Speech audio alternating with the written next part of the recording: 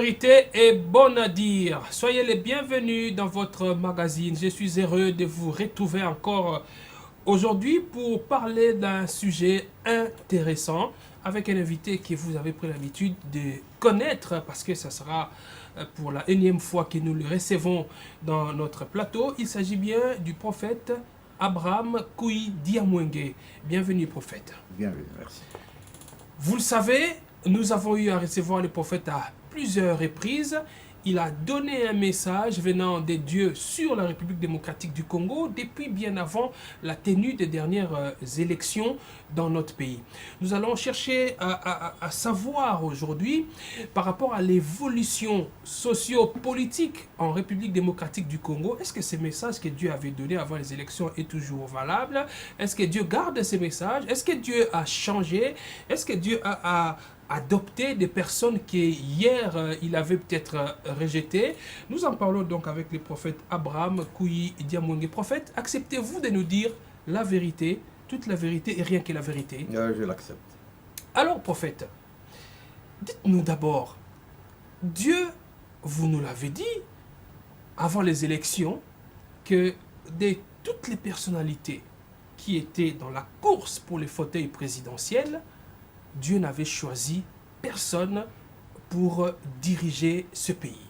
Il n'y avait pas le choix des dieux parmi ces gens-là. Mais on a eu des élections, un président a été proclamé élu, et on voit dans les actes que ce président est en train de poser, beaucoup de gens, beaucoup de chrétiens apprécient, disant que ça c'est vraiment un homme que Dieu nous a donné. Mais est-ce que ces messages que Dieu vous a donnés est toujours valable, ou le Seigneur a peut-être pitié du pays, il a changé son point de vue sur toutes ces personnalités? Le Seigneur reste le même. Dieu n'est pas un Dieu changeant. Je me souviens encore une fois quand il nous parlait de l'arrivée de Mosé et Kabila, je crois vers 1987, qu'il viendra, et après lui viendra un jeune.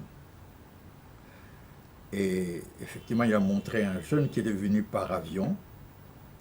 Il est allé dans une réunion, et à cette réunion, il a été déclaré président.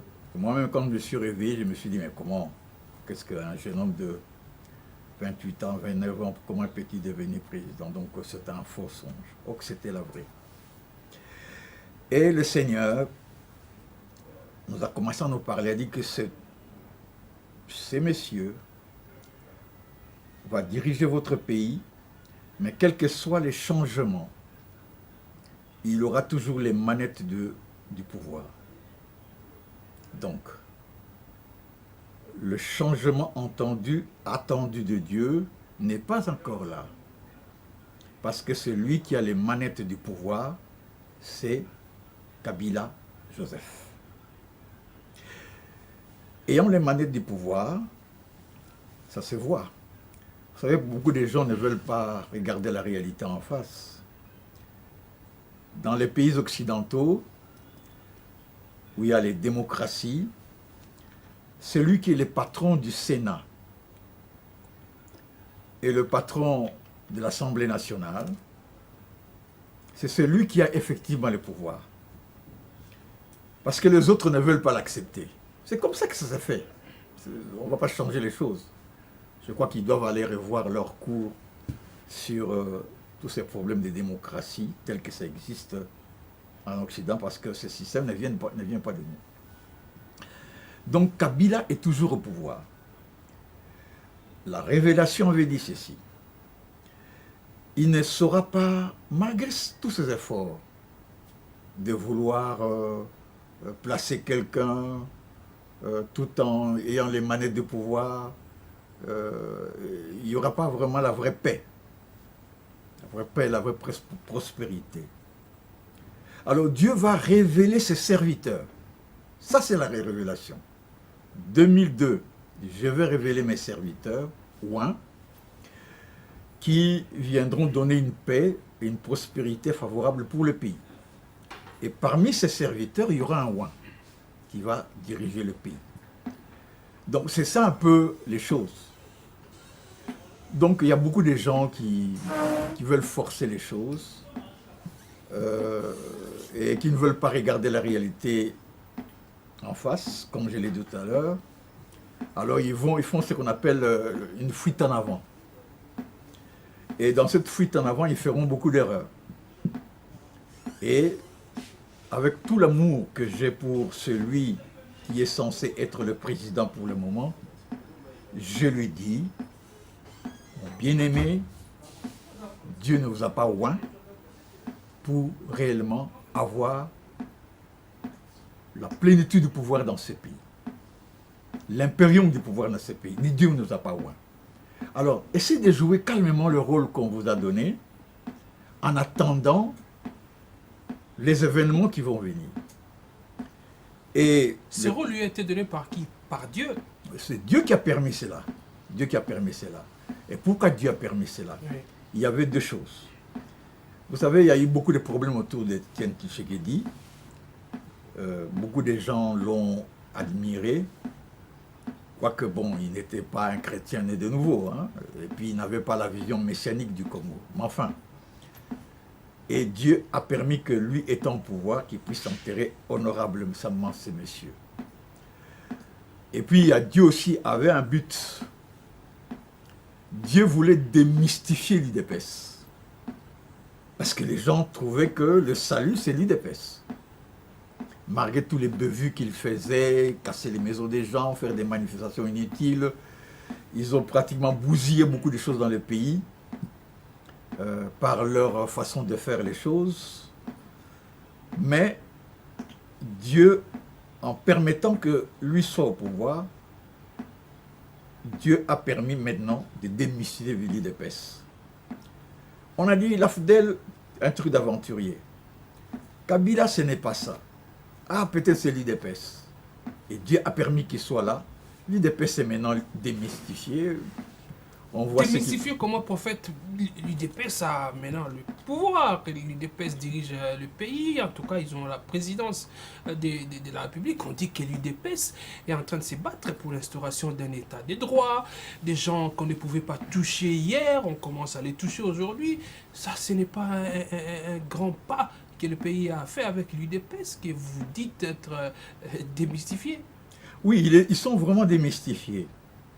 Parce que l'état de droit, ils ont beaucoup chanté avec le procès des Camérés. Mais si nous étions réellement dans un état de droit, même le président devait être interpellé. Donc c'est sélectif. Hein? Ces messieurs, je ne sais pas si les gens l'écoutaient bien, j'ai reçu des annotations sur ordre du président. Sur ordre du président. Comment un président de la République, un monsieur, fait que les réserves financières qui permettent à la monnaie de tenir,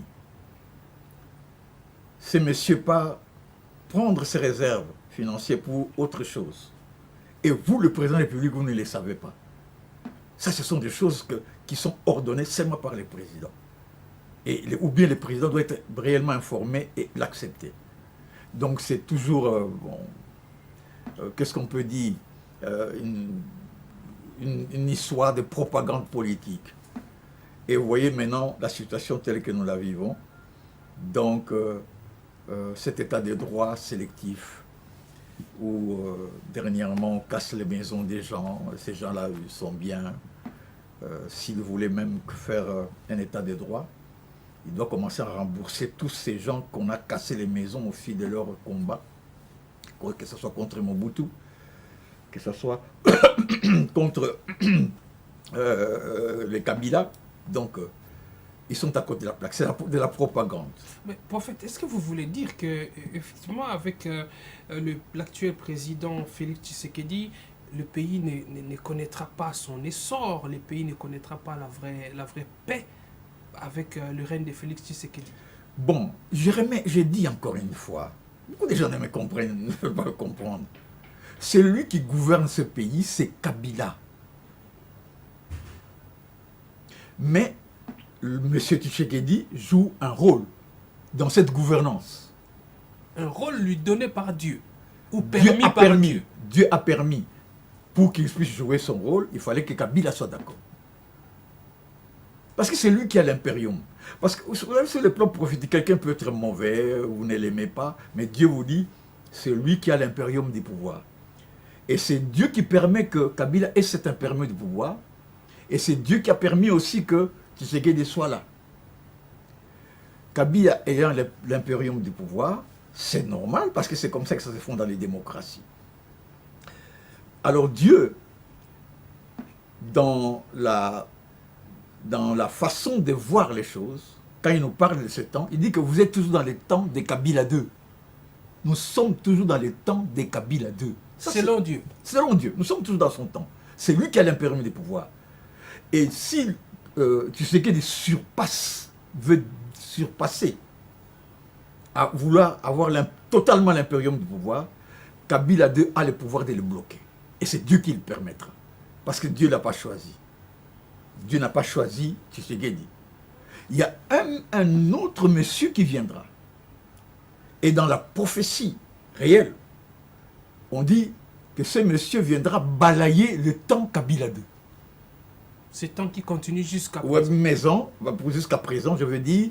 Et il va dire qu'il va instaurer les temps messianiques de Jésus-Christ.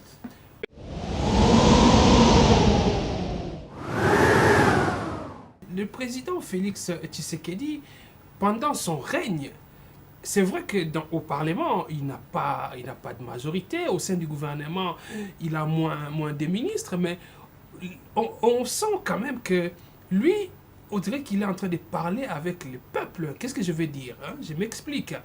Quand il y a quelque chose qui veut se faire dans les institutions où il n'a pas la majorité, s'il n'est pas content de quelque chose, comme il ne peut pas s'imposer au sein des institutions, il y a les peuples qui descendent dans la rue. On dirait qu'il y a une certaine symbiose entre ce que lui veut, ce que les peuples veulent, les FCC qui a la majorité, mais on a vu avec les lois Mina Sakata, on va le dire, pratiquement retiré ces lois pour que les gens se calment parce que le peuple s'est levé.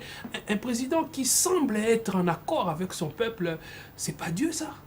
Non, Tshisekedi n'est pas en accord avec tous les peuples. Vous ne connaissez pas très bien, les gens beaucoup ne connaissent pas très bien ce pays. Il n'est pas en accord avec tous les peuples.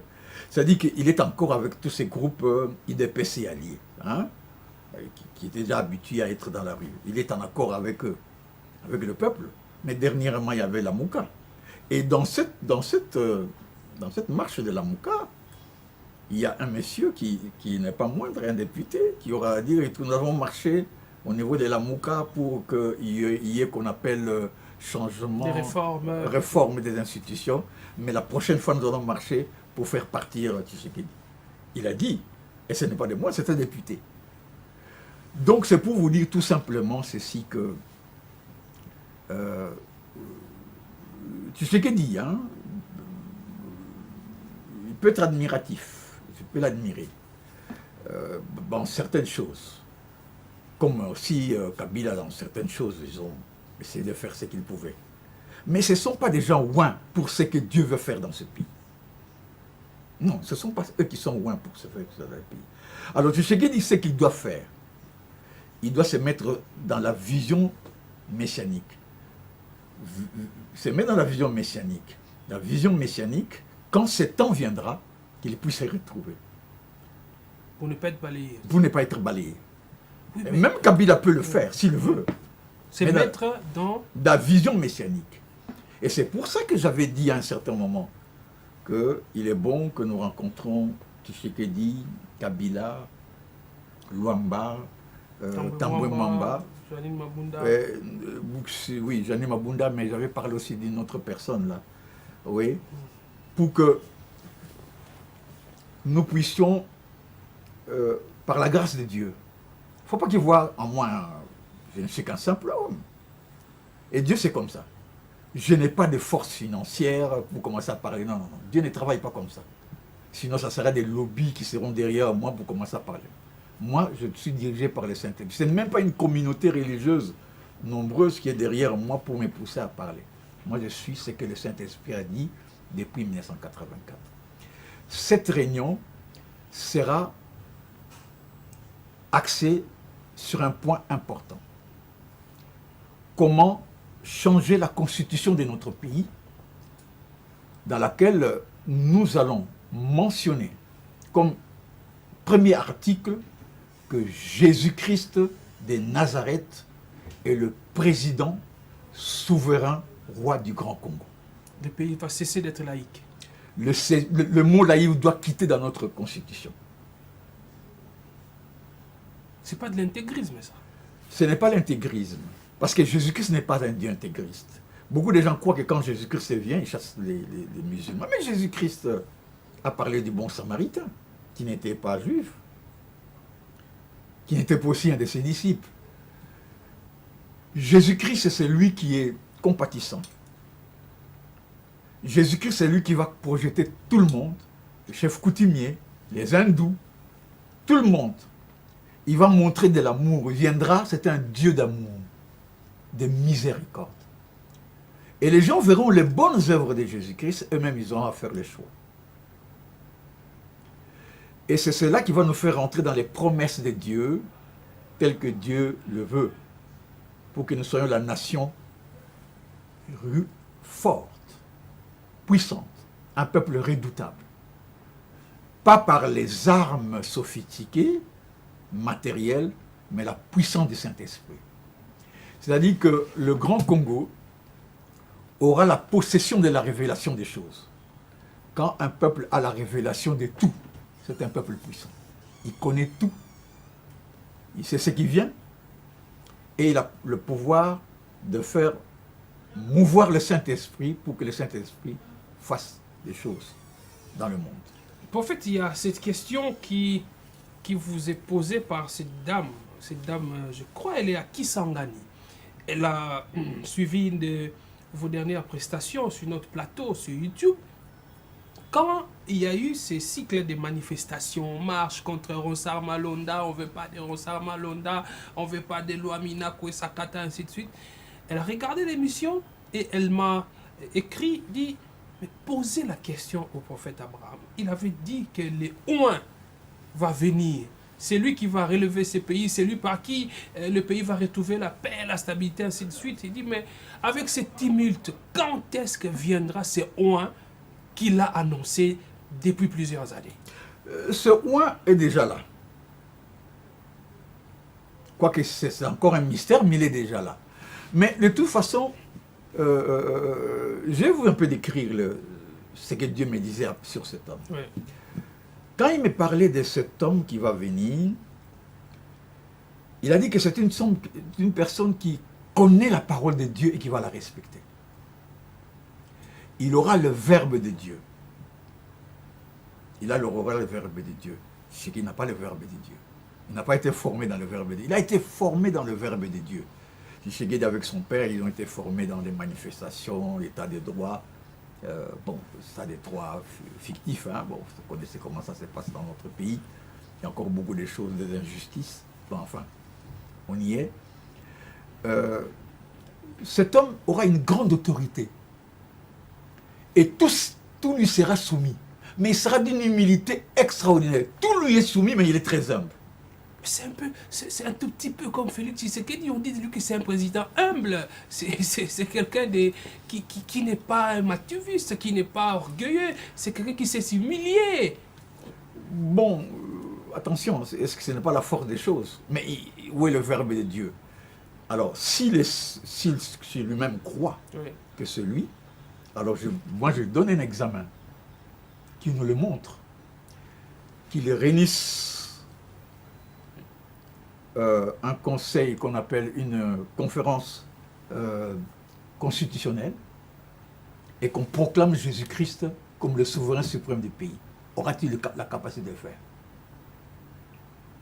Ben, il faudrait que ceux qui ont la majorité au Parlement puissent accepter. Mais c'est ça.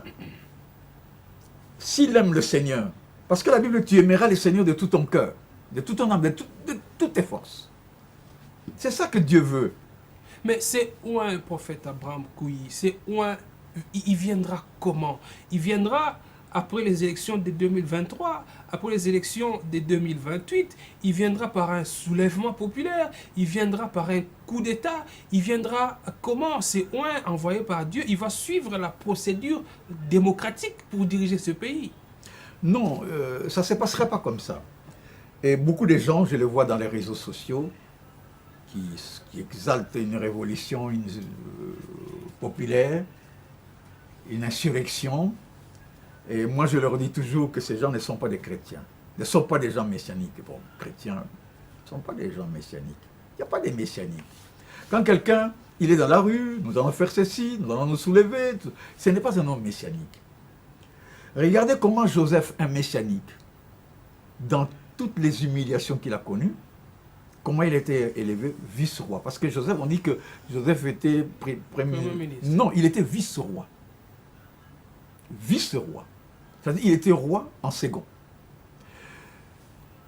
Ce n'était pas par la force. La Bible dit, ce n'est ni par la force, ce n'est ni par la puissance humaine, mais c'est par l'Esprit de l'Éternel. Il y aura une conviction qui sera généralisée sur cet homme. Les gens seront convaincus qu'il puisse prendre cette place, et il aura cette place. Sans la force d'une main charnelle, par la puissance du Saint-Esprit. Donc ça peut ou ne pas être par les élections.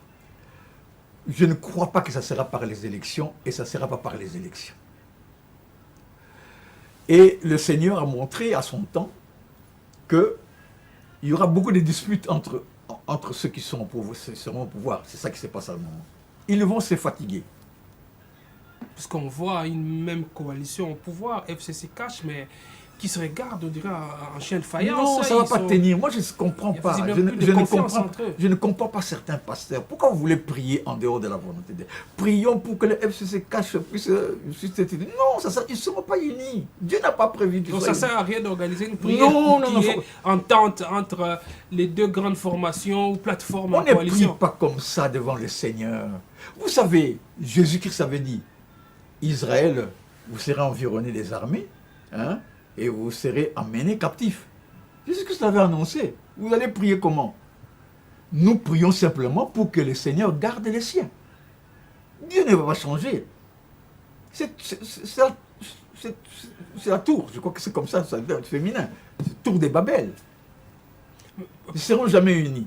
Mais à cause des prières des saints, Dieu calme certaines choses pour que ce n'ait pas de répercussions sur les enfants de Dieu. Donc vous estimez que cette alliance FCC-Cash, c'est une alliance contre nature, c'est une alliance pas du tout agréée par Dieu? Tu parles de la tour de Babel. Bon, écoutez, permis par Dieu, mais c'est pour toujours les confondre eux-mêmes. Dieu peut vous permettre que vous soyez ensemble pour vous confondre, voilà, pour manifester sa gloire par après.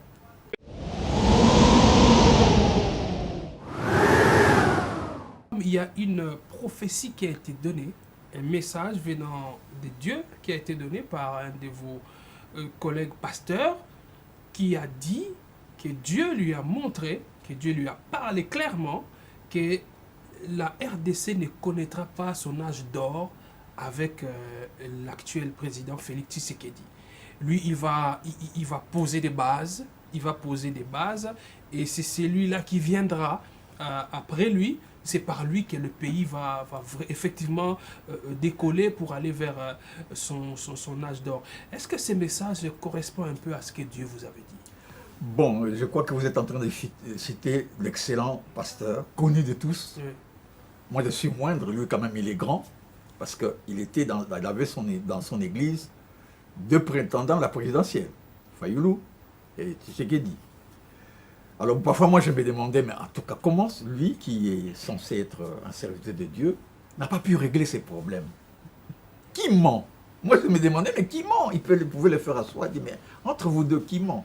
Bon, c'est pas ce qu'il a fait. Bon, il a dit tout simplement ce que beaucoup de serviteurs déjà ont déjà dit. Il a confirmé seulement ce que beaucoup de serviteurs ont déjà dit.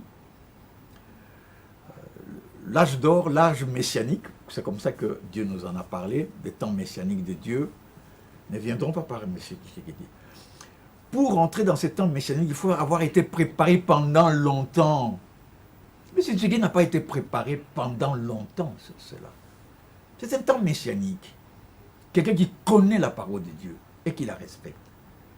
Vous savez, sincèrement, s'il avait l'esprit de Dieu, avec les accusations qu'on lui dit qu'il avait triché. Il dit, moi je suis un enfant de Dieu, faites un audit. Je demande à tous les enfants Moi, je ne suis pas un voleur, parce que c'est ça qu'on lui dit. Tu es voleur. Je ne suis pas un voleur. Alors faites-nous dites vrai. Qu'on raconte les choses convenablement. Laissez ça. Même aux prêtres catholiques, qu'ils comptent convenablement si j'ai gagné ou pas gagné. Parce que là, c'est une honte. Mais Dieu, il n'est pas dans la démocratie quand même. Dieu, il a ses méthodes. Non, c'est parce que quand vous affirmez quelque chose, ça doit être vrai. Dieu n'est pas dans la démocratie, mais ce n'est pas pour rien que Dieu n'est pas dans la démocratie que vous allez commencer à faire des fautes comme ça. Est-ce que quand Dieu a élevé un homme comme Joseph, il l'a élevé dans la faute? Parce qu'on parle de la faute. Moi, je dis ce que le Seigneur m'avait dit, m'avait montré, que ces élections n'étaient pas transparentes. N'étaient pas transparentes. Ça, c'est le Seigneur qui m'a montré. Il y a eu beaucoup de choses qui ont fauté. Et vous allez voir vous-même quand il choisissait les députés, on devait proclamer les... Il y avait tellement une cacophonie, on retire celui-là, il revient, parce que c'était pas transparent. Donc le message de l'apôtre Roland Dallot ne vient que confirmer ce que Dieu a commencé à dire. Oui, il avait déjà dit plusieurs, depuis longtemps, serviteur de Dieu, et il était bon aussi pour lui, en tant que serviteur de Dieu, que Dieu lui parle, parce que ça l'a un peu... Bon, ça vous décrédibilise, hein, cette histoire-là avec Fayoulou et qui sont dans une même église. Qui dit le vrai? Qui ment? Comment dans une église? L'autre dit c'est moi, c'est ce qui dit la vérité, l'autre. C'est pas facile aussi pour un pasteur de gérer un tel problème. Vous avez quelqu'un proclamé président de la République, un autre de vos fidèles qui réclame que c'est lui qui a fait gagner. Mais est-ce qu'il faut chasser l'un, garder l'autre? Il faut dire que l'autre a triché, l'autre n'a pas triché. Mais c'est quand même délicat pour un pasteur, non? Non, je sais. C'est pourquoi l'œuvre de Dieu n'est pas une œuvre facile. Il faut dire la vérité, sans injurier, sans humilier, sans faire la médisance, mais il faut dire la vérité. L'œuvre de la vérité, c'est comme votre émission, toute vérité est bonne à dire. L'œuvre de la vérité n'est pas facile, vous aurez beaucoup d'ennemis. Jésus-Christ, qui était juif de par la chair, a dit des Tabishman, juif, votre père c'est le diable, parce que vous faites des œuvres de votre père. C'était terrible. C'est pour ça, là, plus tard, on a voulu qu'il puisse mourir. L'œuvre de Dieu n'est pas facile. L'œuvre de Dieu n'est pas facile. Prophète Abraham, est-ce que nous ne sommes pas un peu dans un cas similaire à Jacob et Ésaü? Jacob qui a pris la bénédiction qui ne lui était pas destinée, mais plus tard, Dieu l'a rencontré, les brisant, tout ça, et puis finalement, il est devenu le grand patriarche, ainsi de suite. Est-ce que l'actuel président, est-ce que Dieu peut les changer en Israël? Bon, je crois que c'est le désirata de beaucoup de gens, de son entourage. Mais Dieu a déjà planifié les choses. Dieu a déjà planifié les choses. Et moi, je lui dirais ceci. S'il force les choses, Kabila va le défenestrer. S'il force les choses, s'il veut absolument voir l'impérium, Kabila qui a auprès du Seigneur l'impérium, relatif quand même, mais l'impérium du pouvoir va les défendre. Parce que Dieu n'a pas oint. Tshisekedi dit pour avoir cet impérium. Il n'a pas oint pour cela. Qu'il joue le rôle qu'on lui demande de jouer calmement et qu'il se mette sous l'autorité de la vision messianique. Voilà, on va terminer en quelques secondes. Prophète, je voudrais que vous puissiez vous adresser aux Congolais. Oui. Aux Congolais qui sont en train de suivre ces messages. Quelle devrait être l'attitude des Congolais et surtout, particulièrement, de ceux qui croient, de ceux qui prient? Je dirais à mes frères, les Congolais, ne prions pas pour prier. On ne prie pas comme ça. Parce que toute prière sans révélation n'amène nulle part. Ce n'est pas ce que vous désirez que Dieu va faire. Dieu fait ce qu'il a prévu. Si réellement dans ce pays, il y a des chrétiens nés de nouveau, à tous les niveaux, dans l'armée, dans la politique, qu'on se rencontre, qu'on se voit. Et nous n'aurons qu'un seul programme. Planifier, préparer un mémorandum, préparer une déclaration pour que nous puissions proclamer et que les institutions, les autorités l'acceptent. Jésus-Christ de Nazareth comme le souverain suprême de ce pays. C'est ça que Dieu attend. Vous direz, mais pourquoi nous allons le faire? Pourquoi seulement nous? Parce que c'est ce que Dieu attend de nous. Pour qu'il nous puisse nous fortifier et nous rendre redoutables. Un pays puissant. Parce que c'est nous qui devons jouer le rôle du royaume du Seigneur Jésus-Christ. En Angleterre, il y a un premier ministre.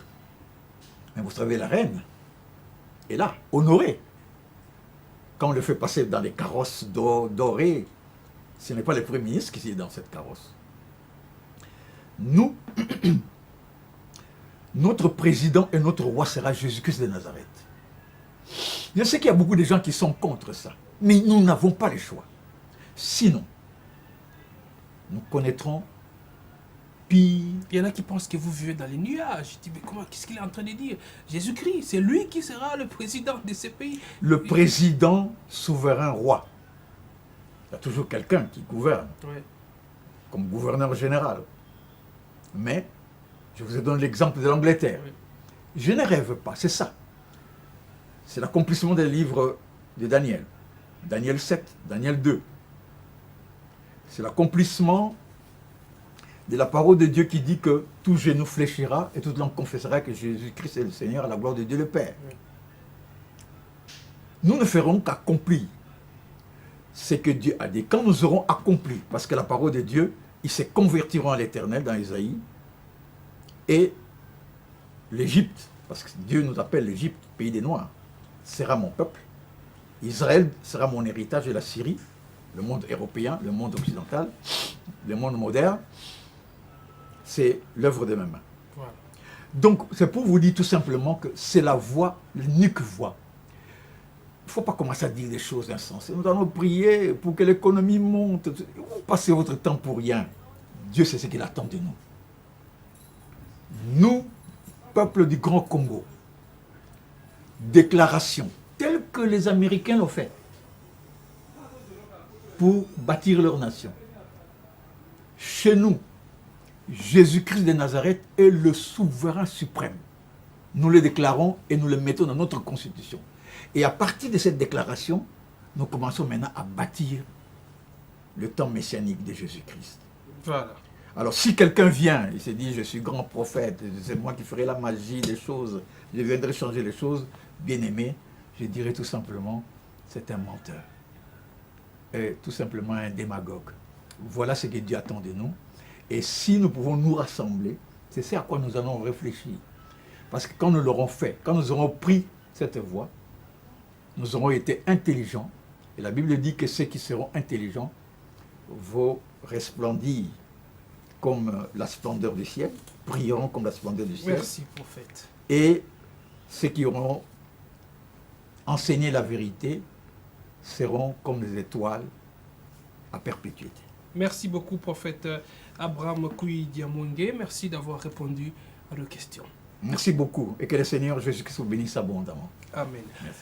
Estimez-vous que le prophète Abraham Koui Diamwenge a dit la vérité, toute la vérité et rien que la vérité? Si vous estimez qu'il a dit la vérité, faites-le nous savoir. Si vous estimez qu'il n'a pas dit la vérité, faites-le nous savoir aussi. Nous lui ferons parvenir vos réactions. Merci à vous de nous avoir suivis. On se retrouve très prochainement avec un autre sujet.